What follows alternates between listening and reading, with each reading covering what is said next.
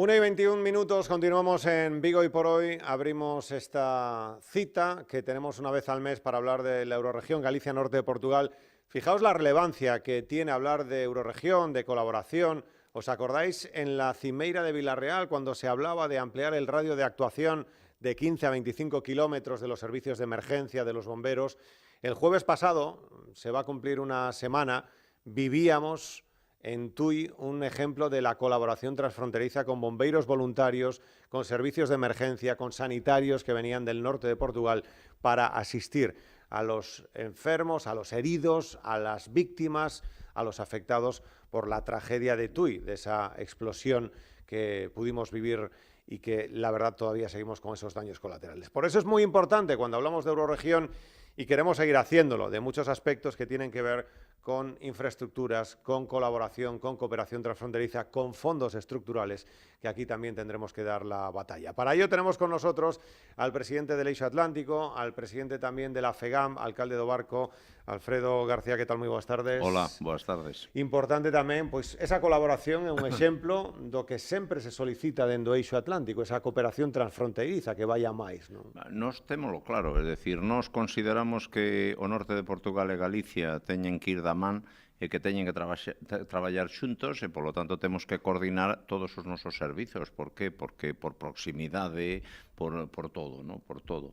E, polo tanto, non facer eso é estar perdendo o tempo.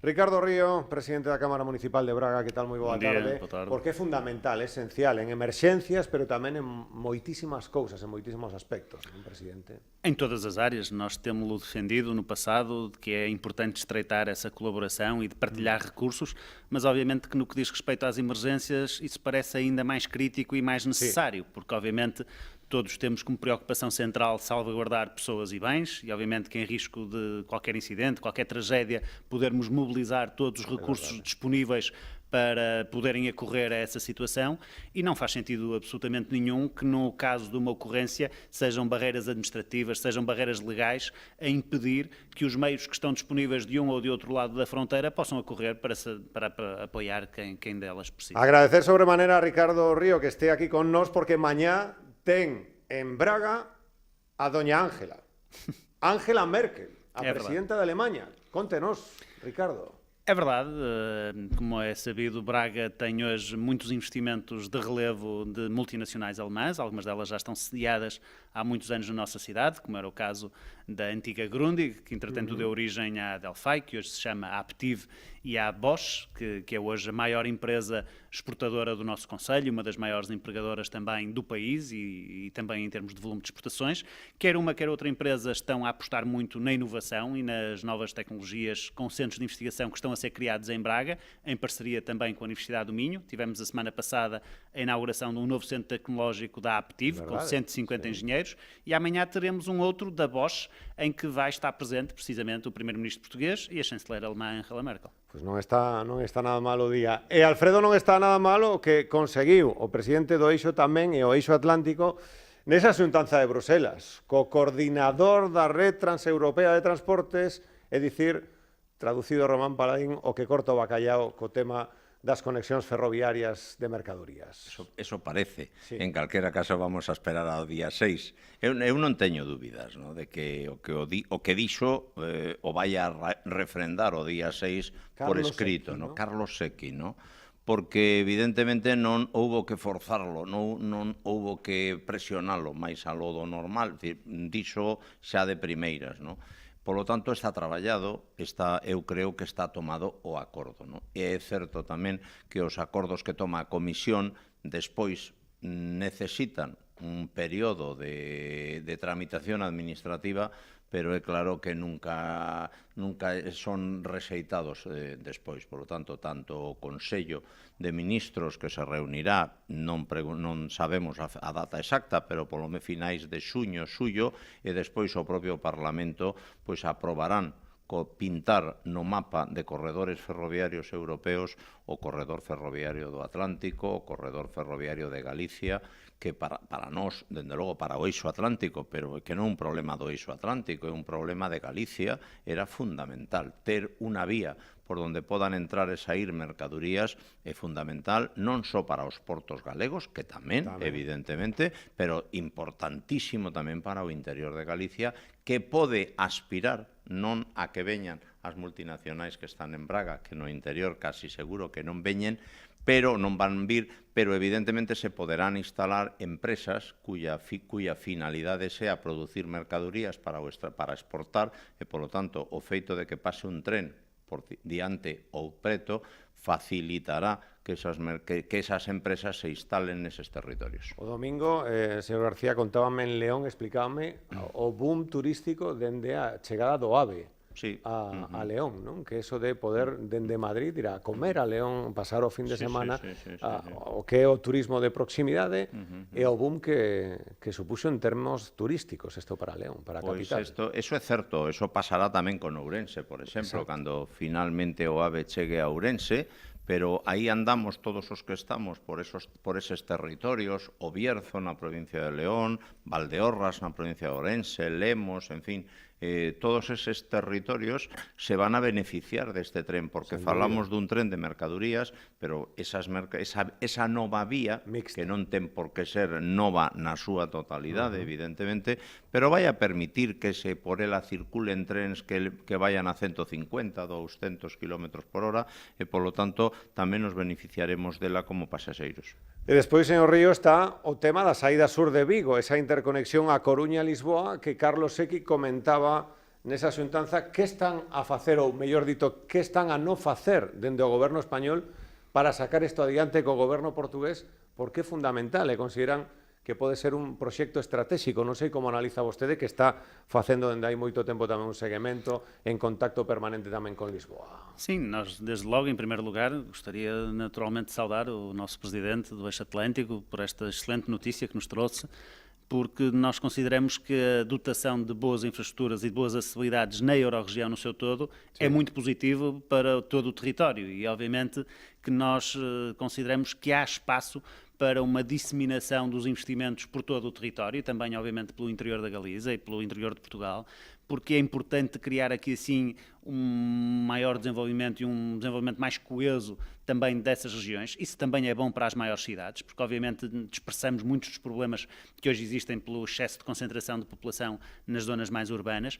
E por outro lado, obviamente que estas são infraestruturas que têm um papel claramente reprodutivo do ponto de vista do investimento que é gerado, porque aquilo que ouvíamos em relação a León, do afluxo turístico, da capacitação das empresas para terem uma posição mais exportadora, para interagirem até com as grandes multinacionais que estão sediadas nesta Eurorregião, que uma das apostas que estão a fazer é de criarem uma base de fornecedores locais também de qualidade para poderem obter as suas matérias-primas e, obviamente, os produtos que utilizam na sua produção e, portanto, obviamente que é muito bom para toda a Eurorregião esta perspectiva de reforço das acessibilidades. Obviamente que essa questão da saída sul de Vigo é um nó górdio que se arrasta há demasiado tempo e que nós julgamos que deveria existir também um compromisso claro por parte dos governos dos dois países, em particular neste caso do governo espanhol, para resolver essa situação e para poder criar condições para que a ligação, desde logo da Corunha a Lisboa, possa ser mais fluida. Aliás, hoje mesmo em Portugal era notícia a lentidão da ligação entre o Porto e Vigo, face àquilo que é, e entre o Porto e Lisboa, face àquilo que existia há muitos e muitos anos atrás e o agravamento do custo que entretanto se verificou. Sim. Eu julgo que é importante, até por força de prioridades, quase diria, de natureza ambiental e já não apenas económica, criar condições para que as ligações ferroviárias sejam cada vez mais acessíveis, sejam cada vez mais eficientes e sejam cada vez mais usadas pela generalidade da população. Competitivas, porque os datos son moi bons. Outro día fixemos, presidente, unha reportaxe do tren Celta, que dura 2 horas e media aproximadamente entre o Porto e Vigo, e aínda por riba chegaron con 23 minutos de retraso, que dicía, xa é mala sorte co que se traballa e co que se tarda, non? Xente que viña por negocios, que viña tamén por outras cuestións que teñen que ver co traballo. Supoño que facer un tren competitivo, non sei que lle transmitiu, que nos pode contar desa xuntanza Carlos Secchi. Tamén falamos da saída sur de Vigo. A verdade que foi unha conversa tremendamente distendida, diría eu, non? Falamos casi de todo, non? E da saída sur de Vigo tamén, en Bruselas ven a saída sur de Vigo fundamental porque consideran fundamental todo a vía que ten que unir a Coruña, Ferrol-Coruña con Lisboa. Por lo tanto, nese sentido, se teñen feito moitas xestións, cando todavía Ricardo era presidente do Eixo Atlántico, se fixeron xestións co goberno portugués, fixéronse xestións fundamentalmente co secretario xeral de Infraestructuras en Madrid. Hai un acordo ou un principio de acordo en el que si Portugal remataba ou tiña interés en rematar hasta a fronteira, o goberno español tamén faría prioritario a saída sur de Vigo. O goberno portugués está cumprindo, porque as noticias, bueno, está Ricardo aquí, está todo o percorrido está ou en obra ou adxudicado. E, polo tanto, agora o que queda é o compromiso, que se cumpra o compromiso do goberno español de poñer en marcha este tramo. En a conversa de Bruselas, evidentemente, plantexaban que non habería ningún problema en aportar fondos, se o goberno así o pedía, a partir do 21. Home, hai que facer de aquí ao 21, parece que falta moito, pero é pasado mañá. Sí. Por lo tanto, hai que preparar todos os expedientes, hai que, en fin, eu creo que o que ten que facer neste caso o goberno español é poñerse a traballar, porque é fundamental, o sea, que se poda ir en tren dende Coruña, en un tren competitivo, dende Coruña hasta Lisboa, pois evidentemente solo vai a traer beneficios para todos, para todos. Sen dúbida. Porque Lisboa si está a facer os deberes. En que grado de cumplimento estamos agora, Ricardo, vostede que tamén está en contacto directo co goberno Costa? Como dizia o Alfredo, ou as obras já estão em curso em muitas partes do troço, ou já estão lançados os concursos e até já em fase de adjudicação das restantes parcelas. E, portanto, de facto, depois de muitos anos de estagnação, depois de muita lentidão e de muitas dificuldades para a concretização dessa intervenção, ela está em curso e está em vias de ser uma realidade do lado português. Agora falta o noso, o lado español, porque incluso a ecuación como era, que tamén se España pedía a Portugal... No, se Portugal... Si pedía... Portugal se poñía a traballar, España tamén traballaba. No da saída sur tamén. Claro, se había un compromiso de Portugal e arrancouse ese compromiso de Portugal, de Pedro Márquez e tamén. E agora, bueno, España xa ten o que quería. Ricardo, non sei se hai...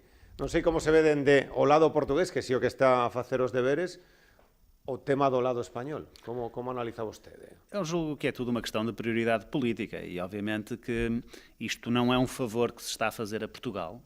Acho que aqui esta era uma aposta que os dois governos revelavam a consciência da importância desta euro-região.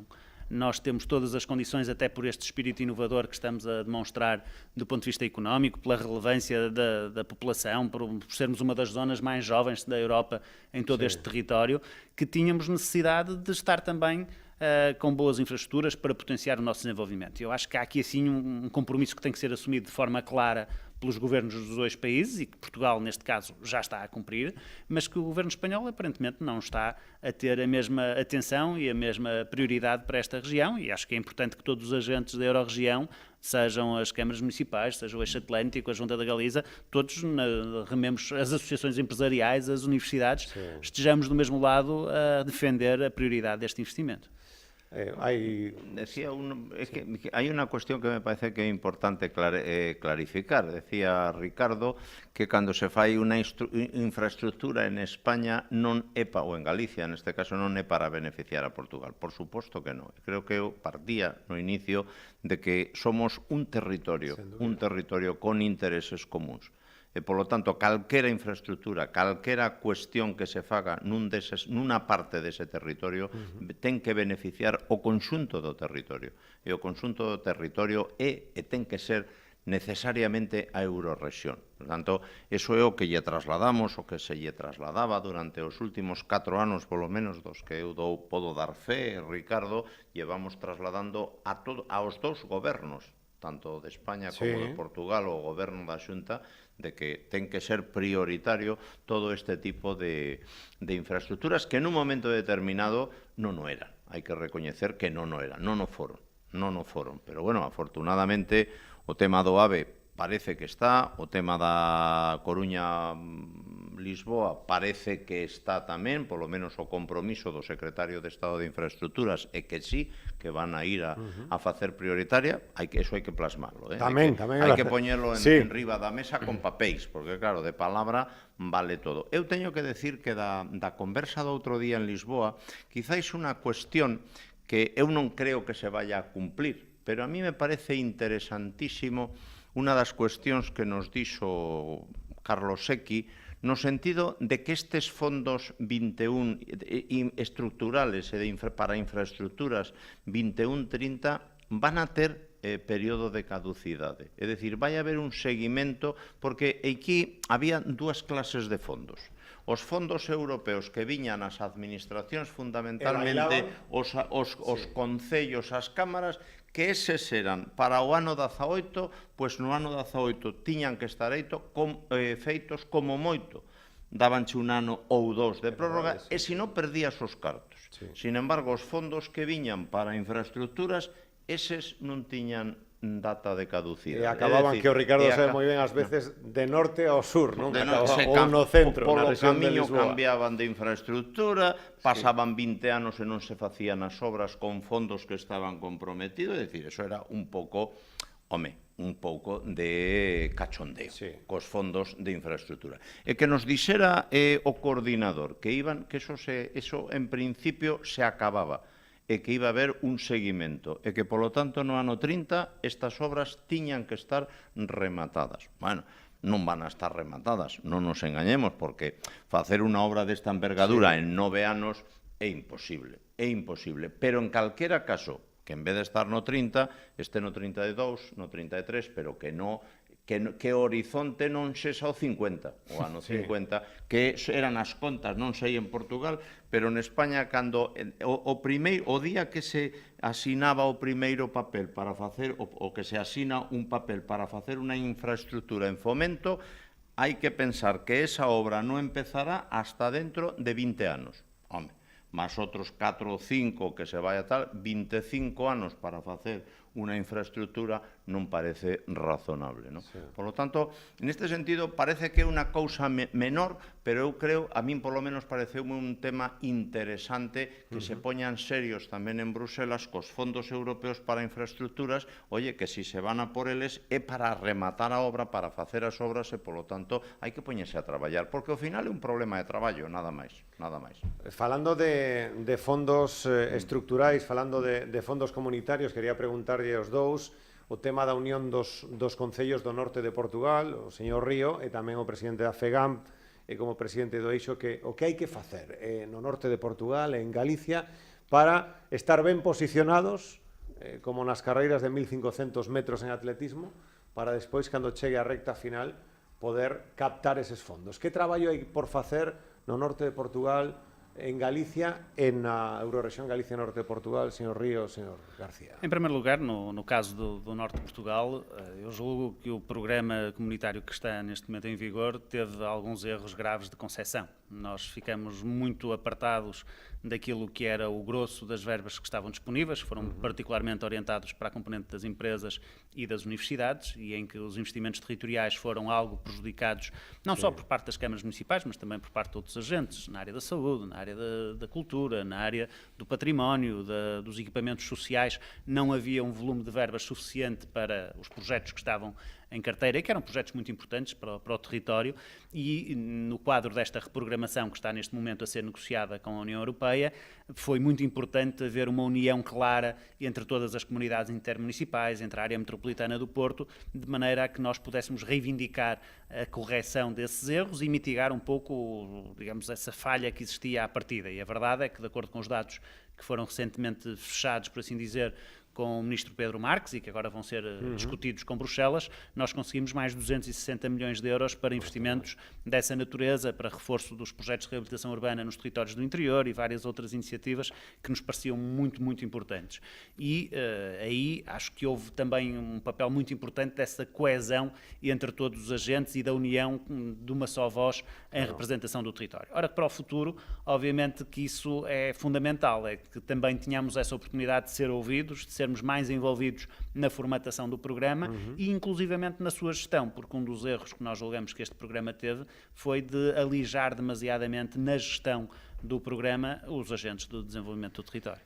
Alfredo, en Galicia, que deberes hai que facer? E tamén, xa falando de forma conxunta, na Eurorrexión, no Eixo Atlántico.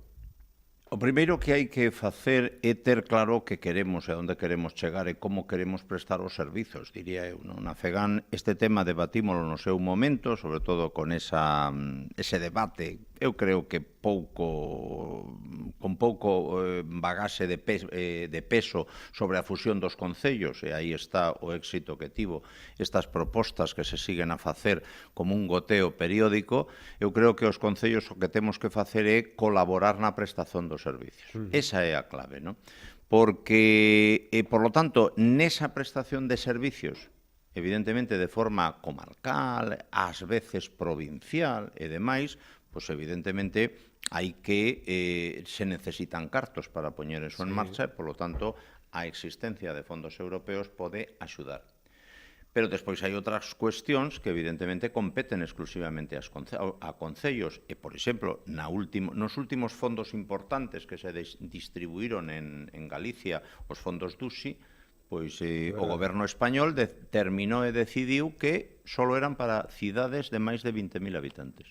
E resulta que a estructura galega contempla unha serie de 12, 15, 20 cidades de entre 10 e 20.000 habitantes que teñen estrutura de cidade, que son capitais da súa comarca, que prestan todos ou prácticamente todos os servicios, igual que os presta unha cidade, unha de 20.000, de 30.000 ou de 50.000, e a nós non nos deixounos fora.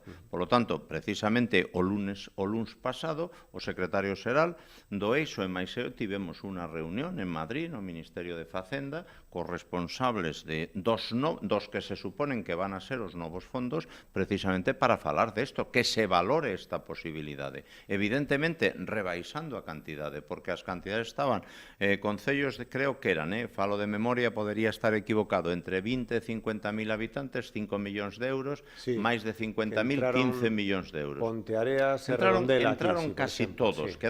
Houbo algún concello que quedou fora, poucos, pero bueno, a maioría dos concellos que cumplían o requisito da poboación recibiron, e nos non estamos en contra de que reciban, evidentemente, pero concellos como o Barco, como Carballiño, como Verín, como Viveiro, por poñer outro tipo de concellos, pues evidentemente non somos unha cidade. Temos que planificarnos como cidade, temos que facer plans de mobilidade, temos que determinar unha serie de cuestións. Prestamos servicios, temos conservatorios profesionais de música que nadie subvenciona ni colabora con eles, por poñer exemplos, non?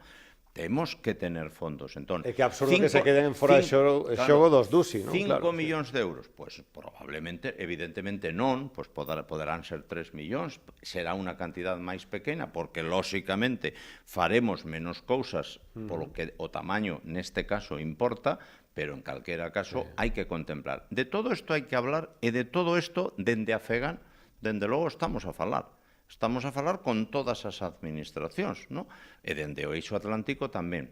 Pero, bueno, eu creo que estamos avanzando en moitas cosas, polo menos estamos plantexando temas que cando se someten a debate, hombre, a xente di, hombre, pois igual te de razón.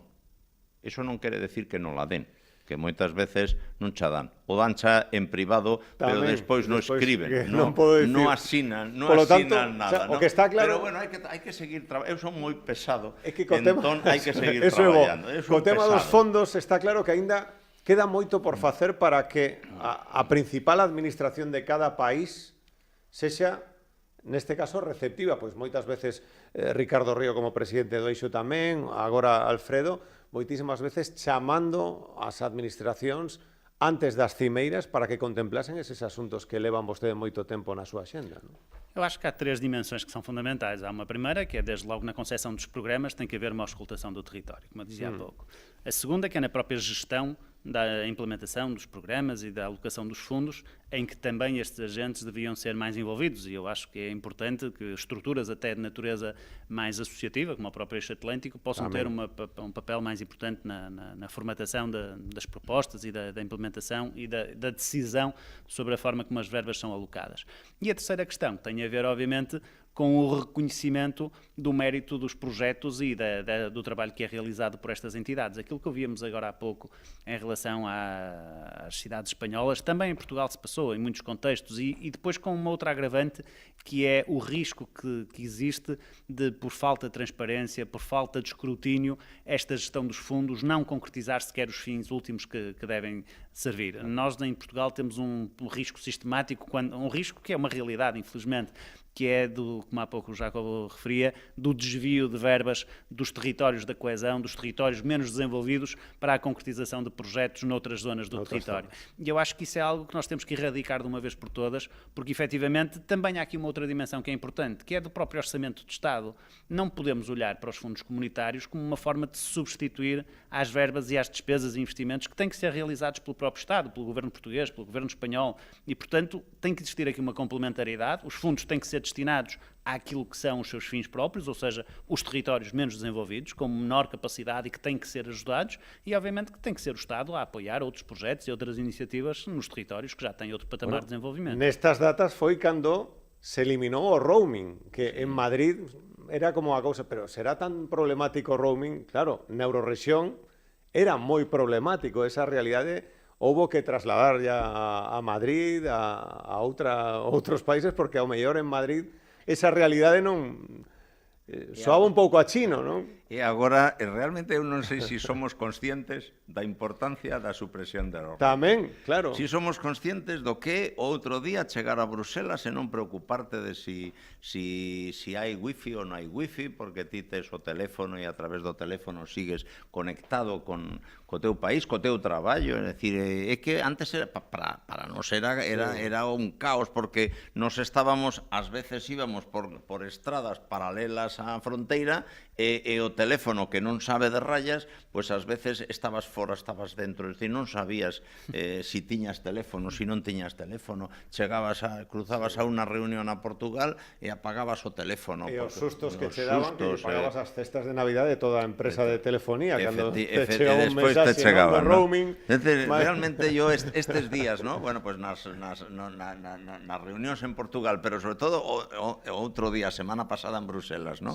Pues decía, que isto é como cambiou a vida, non preocuparte do teléfono, non saber, dá igual onde estés, porque prácticamente vas a pagar, non pagas nada porque tes o teléfono pagado xa co teu contrato, non? E iso foi moito conseguilas. Sí, pero ese foi un éxito, e Ricardo foi o que estaba nese momento de presidente do Eixo, ese foi un éxito do Eixo.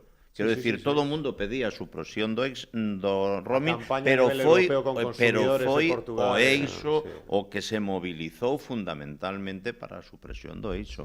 Porque isto é unha realidade transfronteiriza que ao mellor en Madrid ou en outros sitios non se coñece tan de cerca. Señor Río, quería preguntarlle como é esa maridaxe de cidade patrimonial rica como é Braga, ser tamén unha das capitales das novas tecnoloxías, da nanotecnoloxía, dos centros de investigación tecnolóxico, e agora que vai supoñer esa nova pata da mesa que é Fórum Braga? Faz tudo parte daquilo que é a nossa estratégia de desenvolvimento. Nós sempre nos assumimos como uma cidade que consegue conciliar bem essa vertente histórica e monumental, que atrai tantos e tantos turistas para muitas das nossas realizações, para visitar espaços como o Bom Jesus, que está em mais um passo à frente na sua candidatura a Património da Humanidade, ou a Sé Catedral, ou a Semana Santa, ou agora esta semana a Braga Romana, que voltou a levar a Braga centenas de milhares de pessoas a visitar a nossa cidade, mas ao mesmo tempo com essa capacidade de nos assumirmos como um polo de inovação a nível europeu, a nível internacional, pela capacidade de investigação e desenvolvimento que existe na Universidade do Minho, em alguns centros de investigação, no Laboratório Internacional de Nanotecnologia, e a maneira como todos esses centros têm conseguido transpor esse novo conhecimento para a componente empresarial, com projetos como aqueles que eu referi há pouco, e vários outros, por exemplo, Braga hoje é, do ponto de vista real, o terceiro concelho mais exportador do país, com mais de 2 mil milhões de exportações a partir de Braga, que são valores verdadeiramente muito impressionantes. 2 mil milhões. 2 mil milhões de exportações a partir de Braga. E a componente do Fórum Braga, que é um novo projeto que agora estamos a ver, que foi todo ele requalificado, era o antigo parque de exposições, onde decorriam vários certames ligados a áreas económicas, a feiras e congressos. É mais uma peça muito importante essa estratégia, porque é um espaço que é, do ponto de vista da sua área física e coberta, o maior a norte de Portugal. É um auditório que é também um auditório com capacidade para 1.500 pessoas, onde temos também muitas feiras e congressos em vista já a decorrer durante os próximos meses.